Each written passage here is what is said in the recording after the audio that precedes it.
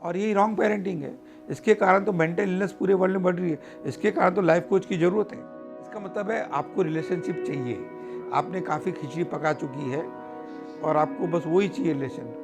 अगर आपको चाहिए, उसको नहीं चाहिए ना, मैं बोलूँगा मेरे को माधुरी दीक्षित चाहिए, अब मैं बार बार उसको याद करके रहूँगा, थोड़ी माधुरी दीक्षित मिल जानी मेरे को। वो ग्रो कर गई, वो शादी हो गई, बच्चे हो गए, अब मेरे को दूसरा ढूंढना पड़ेगा अगर चाहिए तो। पहली बात तो लॉयल्टी जैसी कोई चीज़ ह्यूमन बीइंग में हो ही नहीं सकती। कुत्ते में हो सकती है, कुत्ते में हो सकती है, आप कुत्ते से प्यार करो। आज हम बात करेंगे पुरानी यादों के बारे में। मेरा नाम डॉक्टर कैलाश मंत्री है, मैं लाइफ कोच हूँ और मेंटल हेल्थ का कंसल्टेंट हूँ। ये टॉपिक हम इसके लिए ले रहे हैं कि हमारे यहाँ पे जितने मेंटल पेशेंट्स आते हैं, सबका एक बड़ा इश्यू रहता है कि पुरानी यादें वो लोग भुला नहीं पा रहे हैं और उसके कारण उनकी लाइफ पूरी डिस्टर्ब हो गई है। इसको कंप्यूटर लैंग्वेज में ऐसे ही बोल सकते हैं कि हमारी हार्ड डिस्क फुल है और इसको कैसे खाली किया जाए।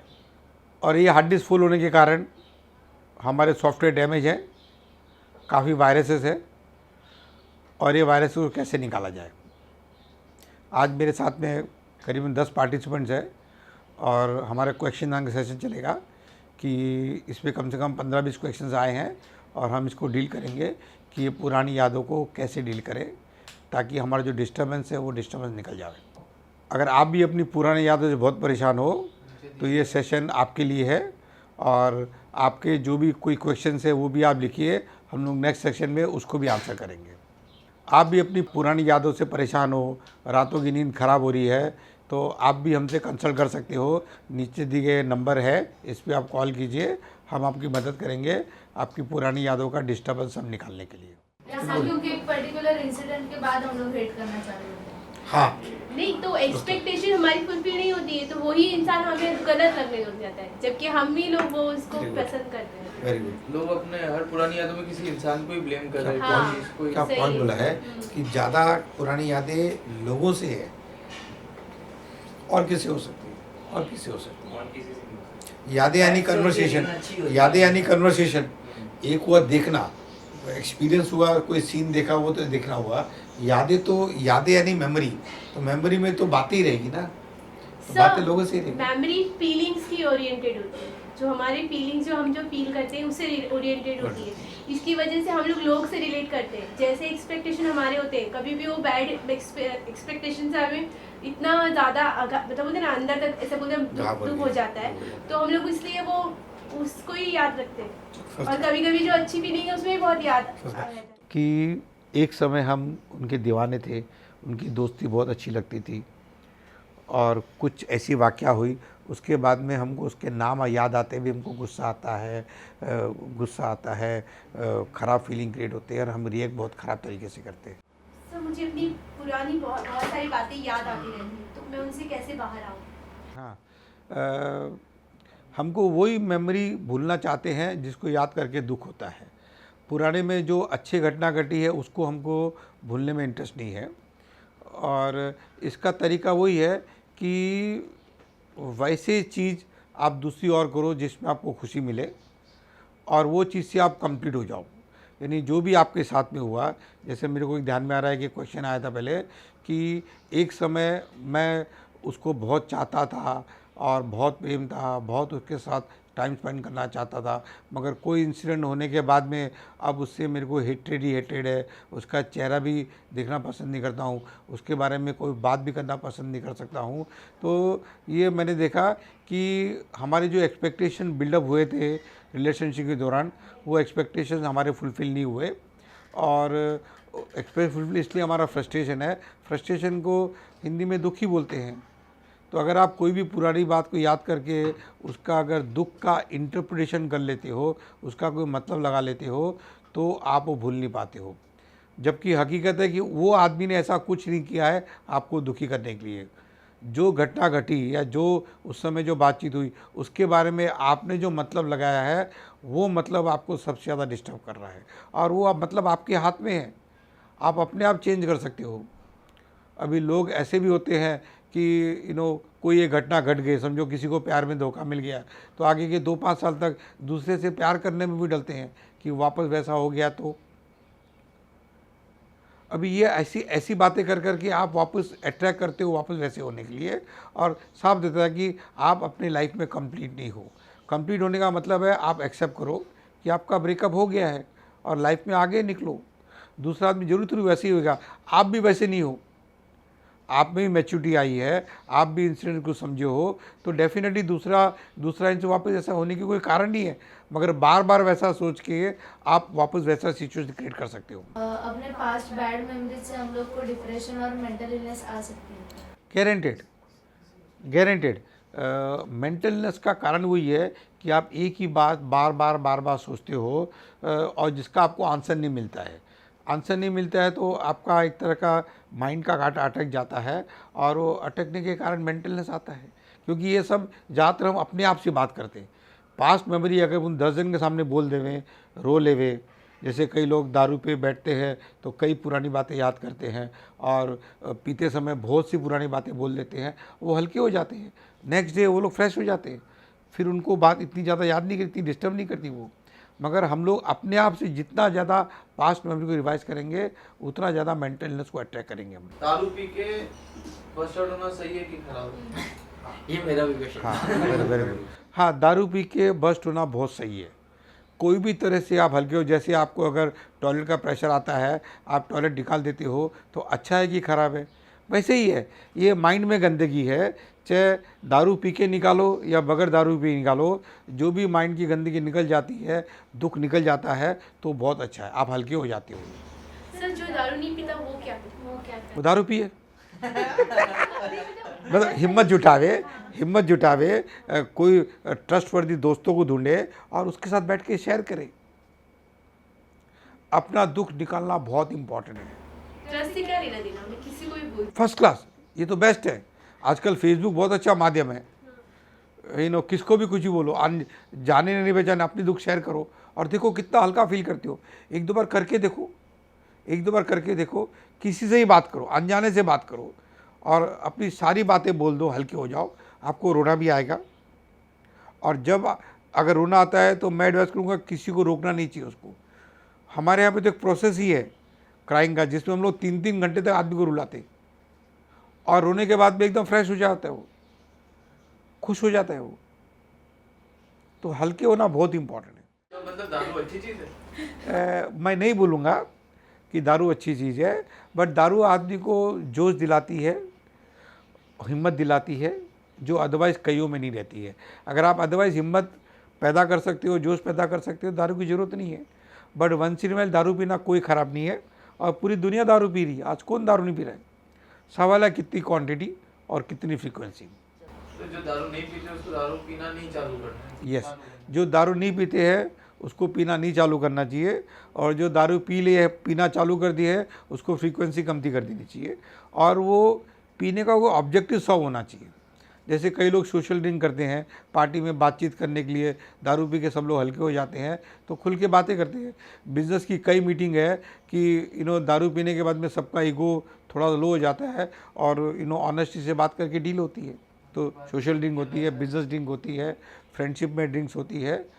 मगर ज़रूरत से ज़्यादा पी लिया और फिर आप वो किधर भी गिर जाते हो और कुछ भी बकना शुरू कर देते हो, वो लेवल तक नहीं जाना चाहिए। बट सर, इफ मैं दारू भी नहीं पीती और मुझे डर लगता है किसी से शेयर करना, तो उससे मैं कैसे बाहर आऊँ? मीन्स मैं किसी से शेयर नहीं कर पाती कुछ भी बातें, तो मैं उसको कैसे हैंडल करूँ? मैं मेरे दिमाग में सब बातें रखती हूँ और उसकी वजह से मुझे प्रॉब्लम होता है। बहुत अच्छा क्वेश्चन है। इसलिए पहले आप अपने डर को डील करो, कि जब तक डर लिखने का नहीं, जब तक हिम्मत आएगी नहीं, आपका प्रॉब्लम का सॉल्यूशन आएगा नहीं। और ये भी एक बड़ा कारण है मेंटल इलनेस में, कि लोग डर के कारण कुछ बोलते ही नहीं, और दारू पीने से भी डरते वो लोग।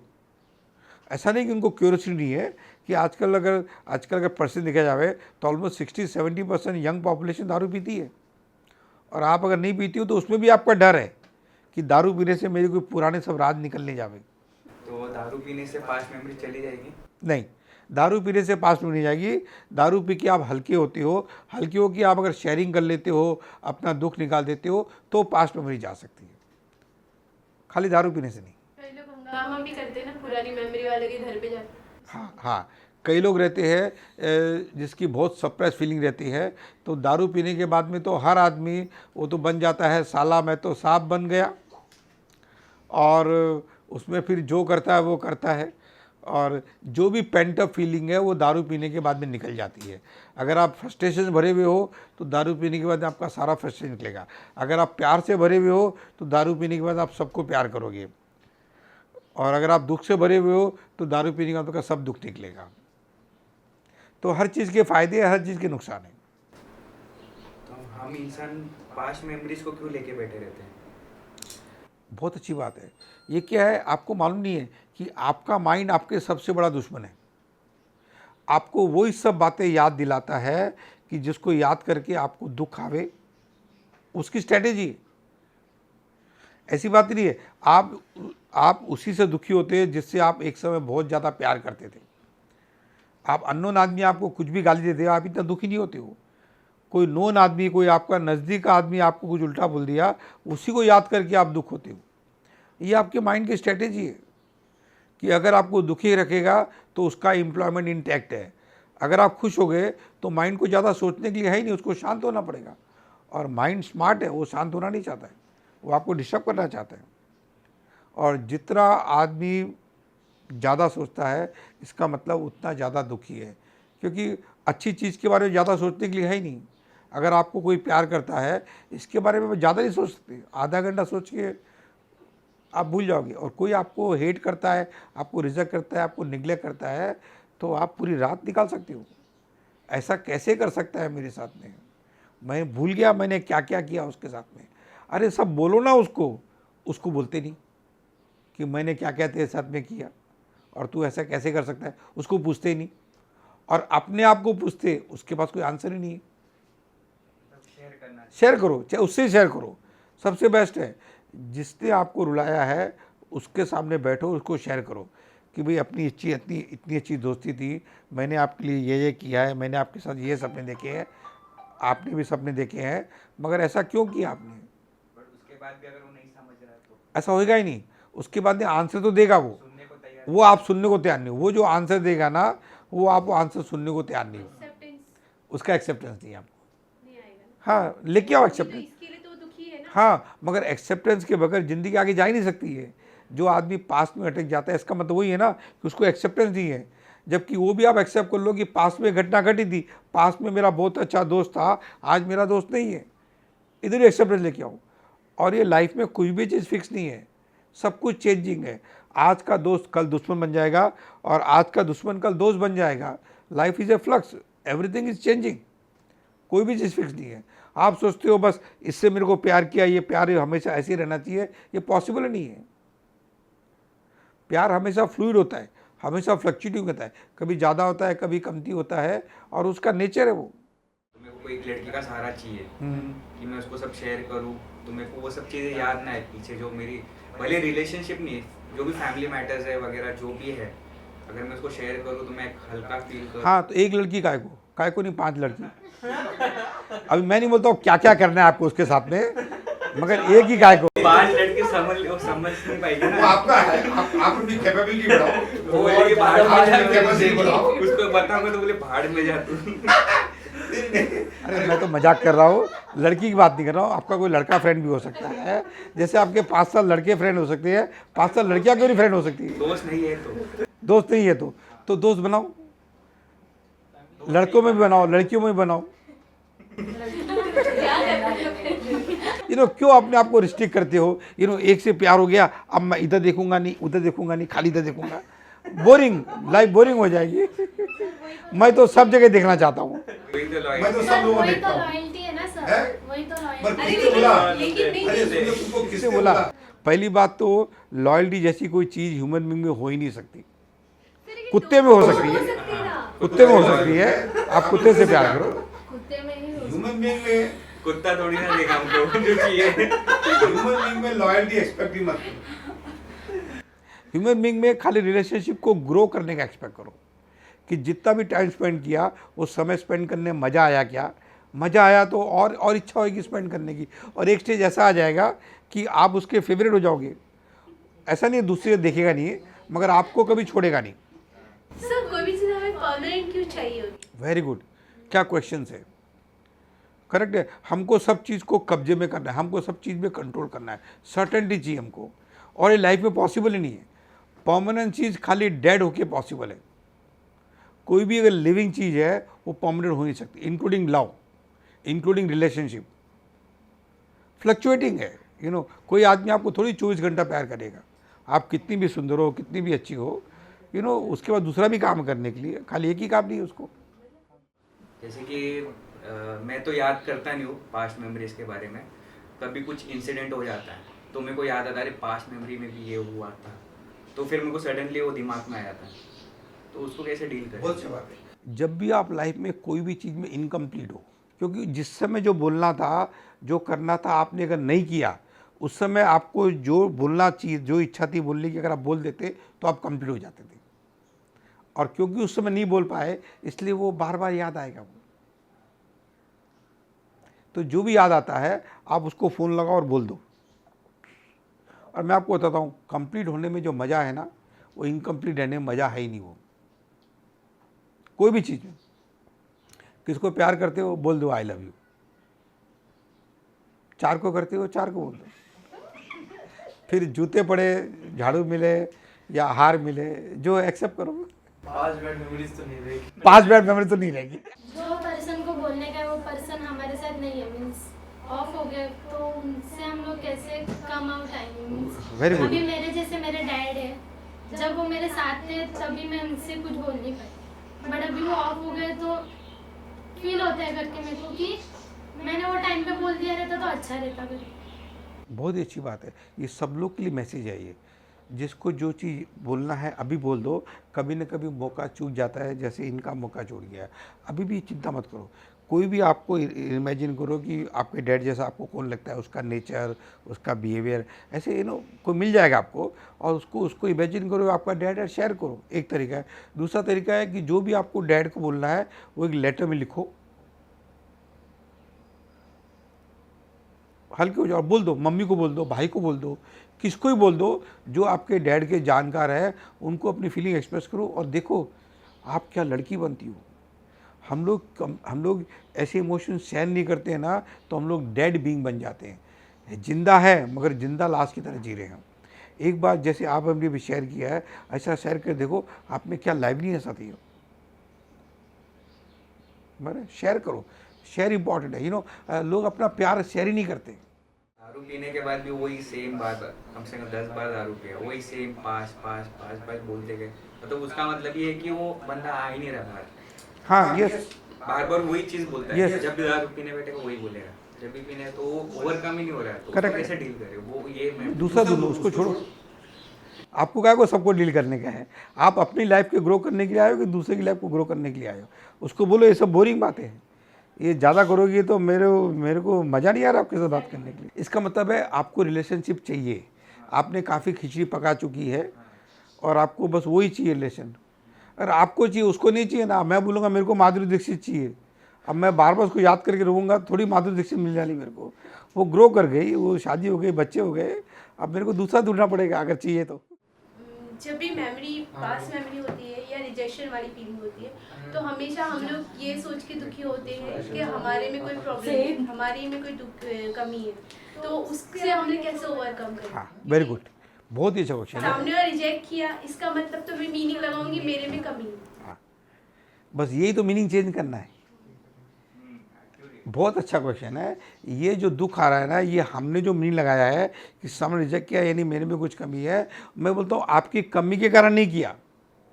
हो सकता है उसकी कोई मजबूरी होगी, हो सकता है उसको लग रहा है कि अपनी कंपैटिबिलिटी नहीं है, हो सकता है कि उसको लग रहा है कि अपनी कंपैटिबिलिटी, अपना रिलेशन लंबा नहीं चल सकता। मेरा पास्ट बहुत हॉन्ट कर रहा है मेरे को, तो मैं कैसे स्ट्रांग बनूं? हाँ, आपको एक्सेप्ट करना पड़ेगा कि ये सब घटना मेरी लाइफ में घट गई, और फिर क्वेश्चन करना पड़ेगा नाउ व्हाट।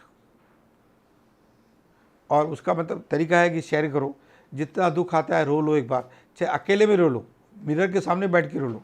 अकेला अपना येलो ग्लास का पानी बनाओ, मिरर के सामने बैठो, अगर सबके सामने अनकंफर्टेबल है तो, और रो लो, जितना रोना है रो लो, रुको मत अपने आप को, और आप हल्के हो जाओगे। और फिर सोचो मैं क्यों पैदा हुआ हूँ। ऐसे टाइम वेस्ट करने के लिए, लाइफ वेस्ट करने के लिए कि मेरे को कुछ करना है, कुछ पर्पज़ है मेरी लाइफ का, और काम पे लगो। रिजेक्शन लाइफ में आएंगे आएंगे, फेलियर लाइफ में आएगा आएगा।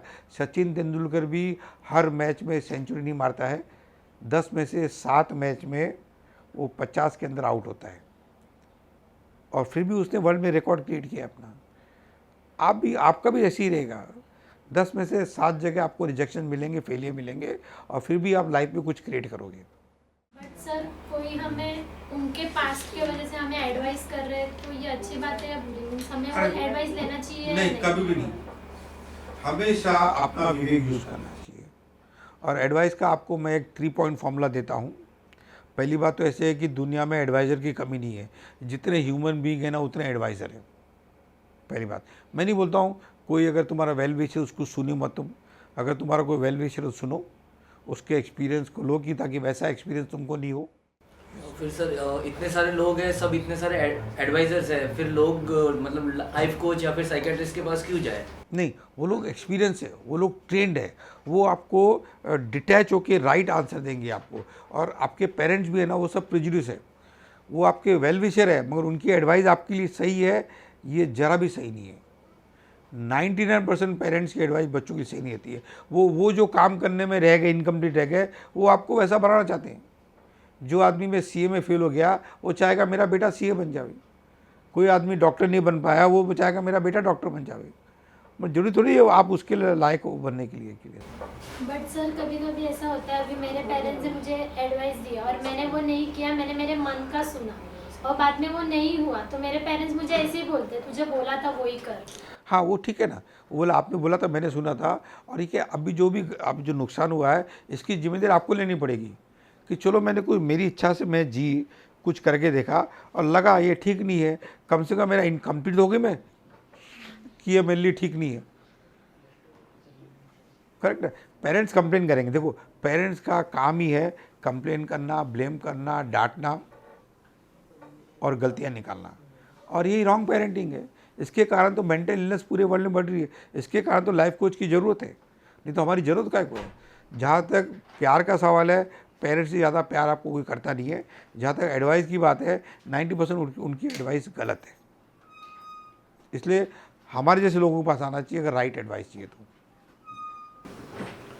सर सपने में कभी कभी पास्ट मेमोरीज की यादें भी आती है, यस, तो वो अच्छा है कि बुरा है? नहीं, ना अच्छा बुरा नहीं है, बस जो भी चीज़ में आप इनकम्प्लीट हो वो सपने में आके कंप्लीट होना चाहता है। ये इंडिकेशन है कि कुछ ना कुछ बात सपने में आएगी ताकि वो हो जावे काम करके। ऐसे हम पास्ट को अगर सोचते तो ज़्यादा डर क्यों लगता है? नहीं, पास्ट को सोचते डर नहीं लगता, फ्यूचर को सोचते डर लगता है। कभी भी कोई चीज़ की अनसर्टेनिटी होती तो डर लगता है। पास्ट में तो घटना घट चुकी, मगर आपको लगता है वापस वैसा नहीं हो, तो एक इसका मतलब आप फ्यूचर का सोच रहे हो, पास्ट का सोच रहे हो। आप सोच रहे हो कि वापस वैसा घटना नहीं घटे, मगर मैं आपको बता दूं आपकी लाइफ का एक्सपीरियंस है, वापस सेम घटना कभी घटती नहीं है। तो लोग कहते हैं माफ़ कर दो और भूल जाओ, तो लेकिन हमारे लिए तो वो बोलते ना एक बहुत ज़्यादा इम्पॉर्टेंट चीज़ थी, तो इतना ईजी नहीं होता उस चीज़ से बाहर निकल जाना। हाँ, मगर वो आपके लिए नहीं, आपकी ईगो के लिए। जो रिजेक्शन में कौन हर्ट होता है? आपका ईगो हर्ट होता है। आप अपने आप को समझते थे मैं कुछ हूँ, हाउ डेयर ही रिजेक्ट मी, आपका ईगो हर्ट होता है। और ईगोइस्टिक आदमी कभी किसको माफ़ कर नहीं सकता है। जब तक वो थक नहीं जावे, हार नहीं जावे, आपकी लाइफ बर्बाद नहीं हो जावे, तब तक ईगोइस्टिक आदमी किसको ही माफ़ नहीं करना चाहता है। और माफ़ तो आपको करना ही पड़ेगा। अगर आपको रिलेशनशिप में ग्रो करना है तो आपको माफ़ी की प्रैक्टिस करनी पड़ेगी और माफ़ी करनी पड़ेगी। और मैं तो बोलूँगा मैरिज और पेरेंटिंग, अगर एक लाइन बोलूँ तो क्या है, तो ये प्रैक्टिस का सेशन है, फॉरगिवनेस का। क्योंकि आप रिलेशन में रह नहीं सकते अगर आप फॉरगिव नहीं सकते, रिलेशन में रह नहीं सकते, क्योंकि लोग गलती तो करेंगे लोग। तो फॉरगिवनेस प्रैक्टिस करनी पड़ेगी और उसके लिए आपको ईगो को साइड में रखना पड़ेगा। खाली ईगोइस्टिक आदमी फॉरगिव नहीं करता, अहंकारी आदमी फॉरगिव नहीं कर सकता, अपनी लाइफ को बर्बाद कर देगा मगर फॉरगिव नहीं करेगा।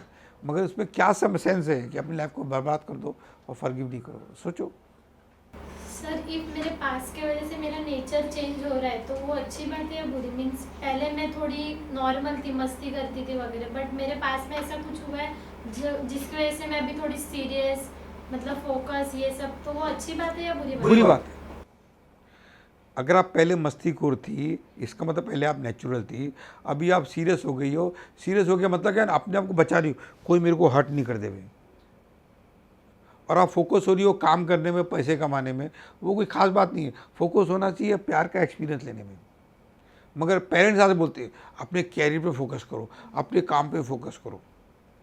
गलत है। मैं तो मेरे बच्चे को बोलता ही नहीं कैरियर फोकस करो, मैं तो बोलता हूँ मज़ा करो, और अपने आप उसमें से कैरियर बन जाएगा। मेरा भी कैरियर ऐसे ही बना है, मैं भी खाली मज़ा किया। फोकस अपने आप, जब आदमी कंप्लीट हो जाता है फोकस अपने आप आ जाता है, और आदमी इनकम्प्लीट है तो फोकस आ ही नहीं सकता आपका। और सीरियस इज सिकनेस, सीरियसनेस एक बीमारी है। नथिंगनेस में जीना सीखो, कि आप भी नथिंग हो ऐसा सोचो। अपने आप को कोई बहुत ज़्यादा स्पेशल 30 बार का मत समझो। भगवान ने ये सबसे बड़ा गेम खेला सबके साथ में, सबके कान में बोल दिया you are special and you are right, और ये सबके कान में बोला है। आपको लगता है खाली आपके कान में बोला है, तो ये वर्ल्ड में सब लोग स्पेशल है और सब लोग राइट है। जिसने आपको रिजेक्ट किया वो भी राइट है, और आपने भी किसको रिजेक्ट किया तो आप भी राइट हो। ऐसा मत मेरे को बोलो कि आपको ही लोगों ने रिजेक्ट किया है, आपने भी कई को रिजेक्ट किया है। कभी आपने केयर किया उसकी फीलिंग को कि मैं रिजेक्ट कर रहा हूँ, उसको क्या फीलिंग होता होगा? कभी केयर नहीं किया, तो क्यों एक्सपेक्ट करते हो वो भी केयर करे आपकी फीलिंग को? ये रिजेक्शन बहुत हो रहा है, आप भी कर रहे हो और लोग भी आपको कर रहे हैं। आप जब करते हो तो आप बोलते हो मैं तो राइट था, और जब लोग करते हैं तो आप बोलते हो लोग रॉन्ग था। कैसे हो सकता है? जो भी आदमी ग्रो कर गया या ग्रो करना चाहता है वो उस टेंशन लोगों से रिलेशन नहीं रखना चाहता, और रिजेक्शन लाइफ में आएगा ही आएगा। जो आदमी रिजेक्शन को डील कर सकता है वही आदमी ग्रो कर सकता है।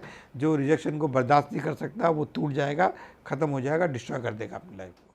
कि हमें ग्रो करना चाहिए, लेकिन लोगों को पास्ट मेमोरीज में इतना जीना पसंद है कि वो 8, 10 साल, 15 साल निकाल लेते हैं, आगे का फ्यूचर देखते ही नहीं। उनको पसंद नहीं है, नहीं ये सुनो, उनको पसंद नहीं है, उनके पास कोई पोटेंट गोल नहीं है, उनके लाइफ में कोई लक्ष्य नहीं है। उनके लाइफ में लक्ष्य तो है ही नहीं ना, मतलब कि पास्ट में जी रहे हैं तो फिर उनका फोकस आगे ही नहीं है। पीछे देख के चल रहे हैं तो जाहिर सी बात है उनका नहीं है। करेक्ट, टाइम वेस्ट हो रहा है, लाइफ वेस्ट हो रहा है। कैसे उस चीज़ को पे करें? नहीं, बस लक्ष्य बनाओ, कोई ऐसा गेम लो जो आपसे बड़ा गेम हो। अगर गोल नहीं है तो आप हमारे जैसे पास में आओ, हम आपको पास से कंप्लीट कराते हैं और आपके लाइफ का लक्ष्य क्रिएट करते हैं जिसमें आपका दिल लग जावे और आपको जीने का मकसद मिल जावे। हाँ, अगर लाइफ में अगर आपको डायरेक्शन नहीं मिल रहा है तो आपको हमारे जैसे लाइफ कोच के पास आना चाहिए, और कम से कम 5 दिन के लिए आना चाहिए। अगर छोटा प्रॉब्लम है तो, बड़ा प्रॉब्लम तो 10 दिन के लिए आना चाहिए। और इंटरेक्शन में हम आपको पास से कंप्लीट कराएंगे और आपका कंपेलिंग फ्यूचर क्रिएट करेंगे। आपका ऐसा फ्यूचर क्रिएट करेंगे जिसमें आपको जीने मज़ा आएगा। और अगर आप ग्रो कर रहे हो तो पुरानी यादें आपको ज़्यादा डिस्टर्ब नहीं कर सकती है। अगर आप रुक गए हो तो आपको पुरानी यादें डिस्टर्ब करेंगी आपको।